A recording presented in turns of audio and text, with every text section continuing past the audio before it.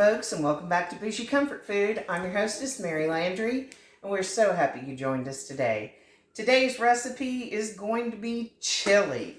Now, I know you're thinking, wow, I can go get wolf chili, or I can go get Hormel in a can. Well, you could, but I'm going to show you how to make a great homemade chili that you're going to love. Now, when you make chili, there are two types of chili, and they will steadfastly, the fans of each, will fight you over it. So, there is chili without beans, which is Texas-style chili, and there is chili with beans. Today's episode is going to be chili with beans because, let's be serious, a lot of us are on a budget right now, especially with the price of gas going up. So I'm going to show you how to make a homemade chili with beans. Now you have one of two options. If you're in a hurry and just have to get the chili done in like an hour, feel free to use canned beans. It's okay. Nobody will fight you for it. Now personally, when I do it, I use Bush's beans, and I use the large can of pinto beans because this with a pound of meat will make a decent chili. But if you're wanting to make it with dry beans, because let's be serious, dry beans are cheaper, I always add equal measure meat to beans, okay? So I have a pound of ground beef thawing in my sink because, yes, we buy it at the big box store in much plenitude. And so I'm going to start with half of this 2-pound bag of beans. And you may be saying, okay, well, I just throw them in a pot, right? No. No. So I'm going to take half this bag of beans, and I'll put the rest of them into a Ziploc in my pantry so that I know what they are, and I'll know it's a half a bag. Now listen to me, guys. I always put them into a colander first. The dry beans in the colander, and I kind of sort through them. Now you may be saying, why are you sorting through the beans? Well, sometimes a rock in the sorting plant looks like a bean, and it ends up in your bag.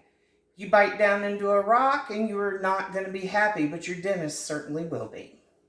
So I always sort through my beans, just kind of look them over, see where we're at.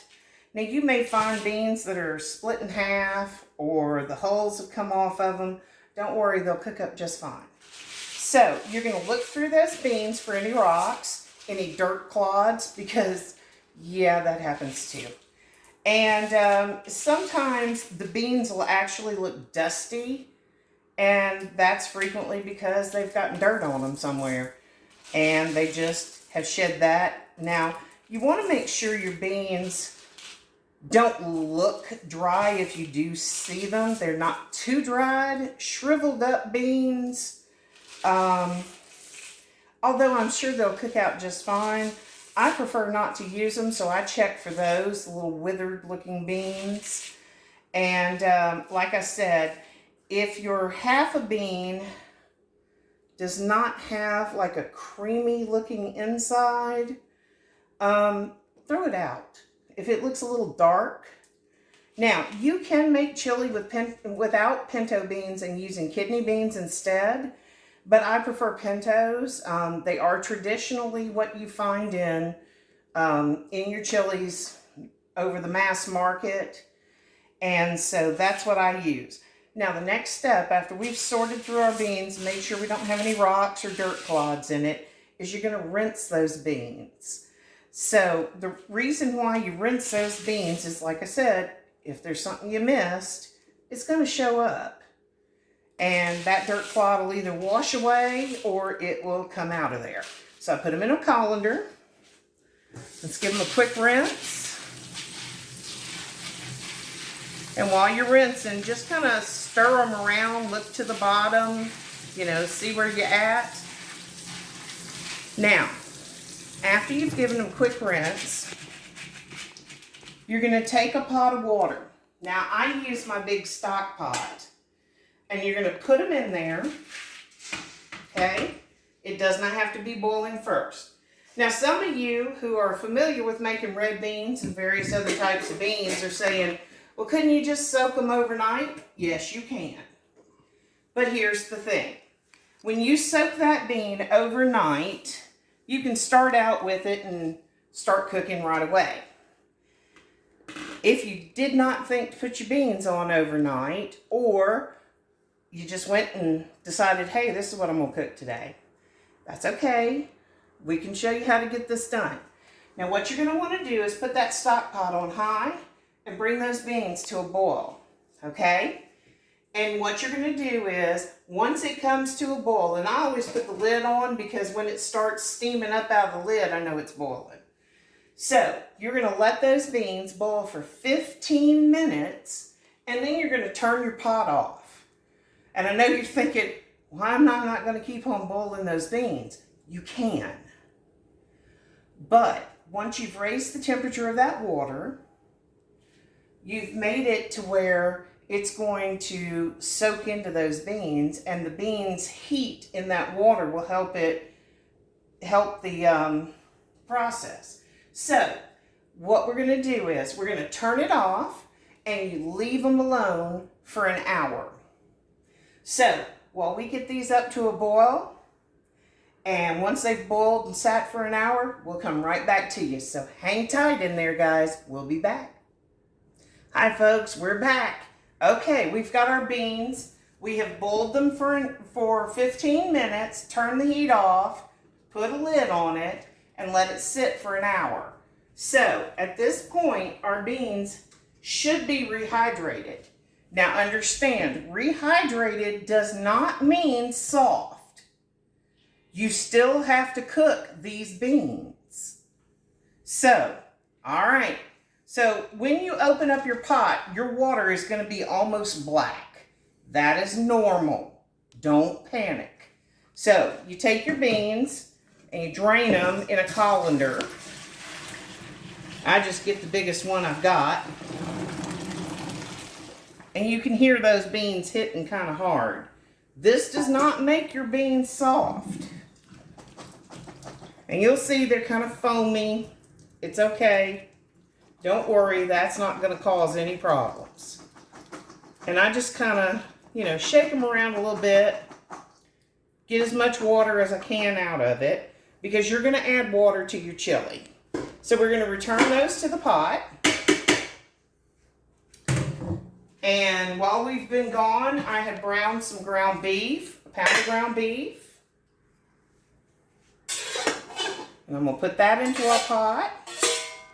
If it's kind of chunky, don't worry. It'll break up as you're cooking, but you don't want too big of chunks in there, because then you'll have clumps of meat and then a lot of sauce and everything running loose. All right.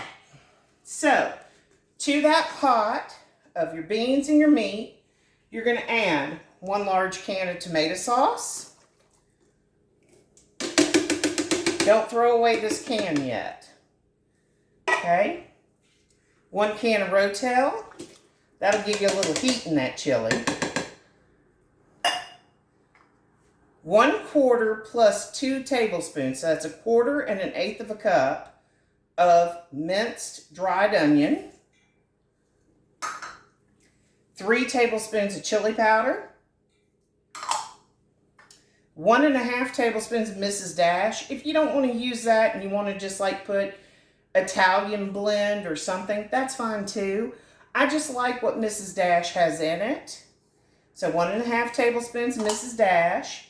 1/2 tablespoon of salt, because I'm using Mrs. Dash. Now you can put salt to your taste, but I find this works pretty well.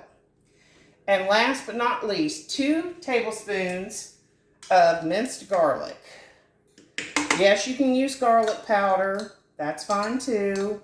You can use minced dry garlic. You can do that as well. But I just like, fresh minced garlic. All right. And then the last ingredient. So as you saw, that's not too many ingredients. We're at 7 now. we're going to put that one large can that we had our tomato sauce in of water. You can use more water if you feel like it. Okay, so it's 2 large cans of water. Sorry about that. I usually wing these on the fly, but I was thinking about it, and it's 2 large cans of water. Now, mostly that's because I have that 1/4 cup and 1/8 of a cup of dehydrated minced onion. Now, look, if you're not using dehydrated minced onion, you could do 1 can of water and put 1/2 a cup of fresh diced onion in it, if you prefer that. I think the dehydrated works just as well. If you're saying, well, you know, it tastes different. Well, I'll tell you this. If you enjoy a McDonald's hamburger, you know, just a hamburger or a cheeseburger at McDonald's, those are made with dehydrated onions. They rehydrate them in the store and then put them on your burger. So trust me, you've had dehydrated onion more than you think you have in your lifetime.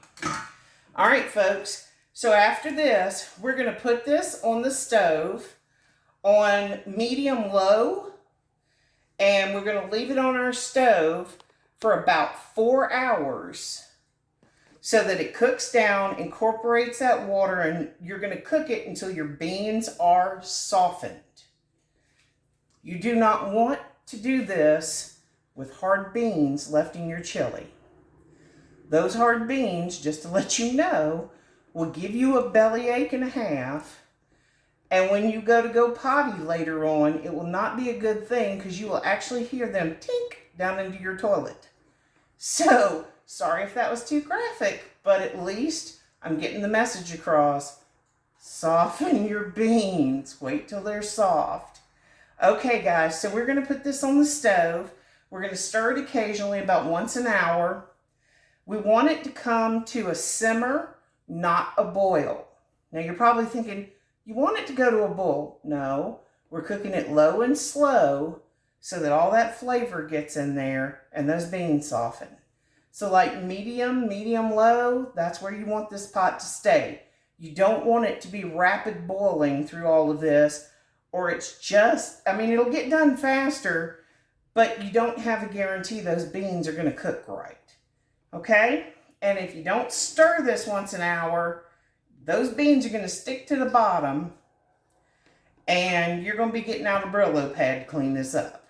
So, we're going to put this back on the stove, let it cook low and slow for 4 hours, and we'll see you back then, okay? Hang tight. We'll be back. Well, folks, the moment of truth has come. So, how much cook time to put on your chili may vary, okay?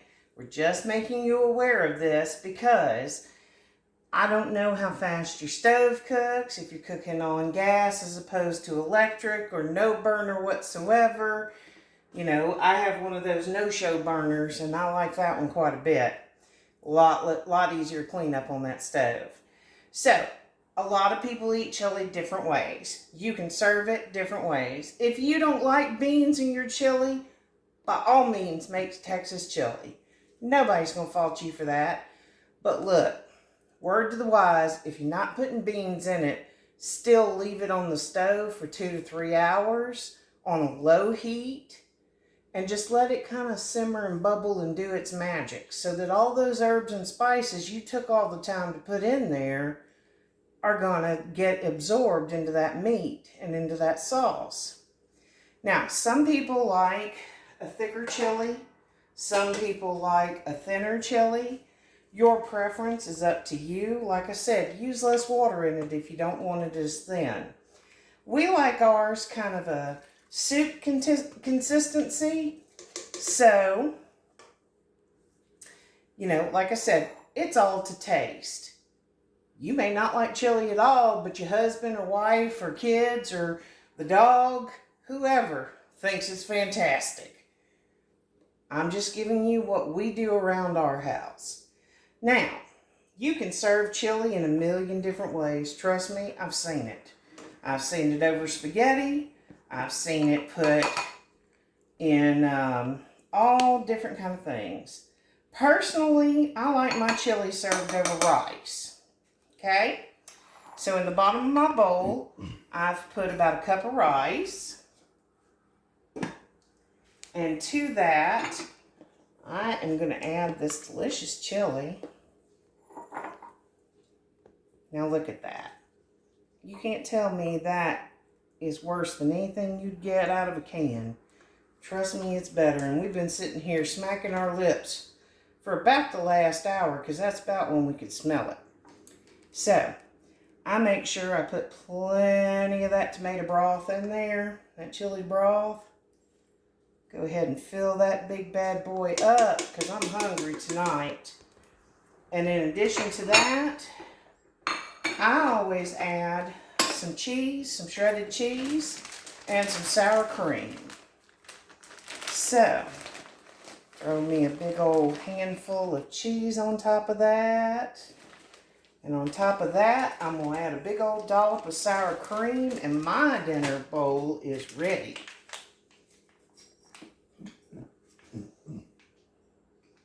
I just kind of throw a little spiral of sour cream in there because I like sour cream in my chili. And to that, I'm going to add a couple of corn muffins because that's the way I roll. And yes, I break them up in my chili. All right, folks. So this has been Homemade Chili. And I'm your hostess, Mary Landry. Thank you for joining us today on Bougie Comfort Food. Remember, if you've enjoyed this video, think about giving us a thumbs up. That helps more people see the recipes we're cooking and sending out to you.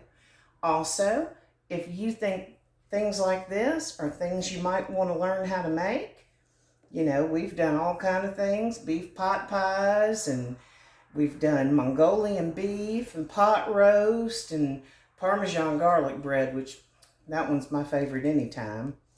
So if you think any of these kind of things might be stuff that you'd be interested in, give us a subscribe. All you have to do is hit that subscribe button and that little bell icon you see, hit that one, and you'll know every time we upload a new video. So from all of us here at Bougie Comfort Food, including Fred the cat, our producer, and Abigail the dog, who is always happy to eat any leftovers, we wish you a great rest of your evening and a fantastic rest of your week. Thanks for joining us. Y'all come back. Bye now. See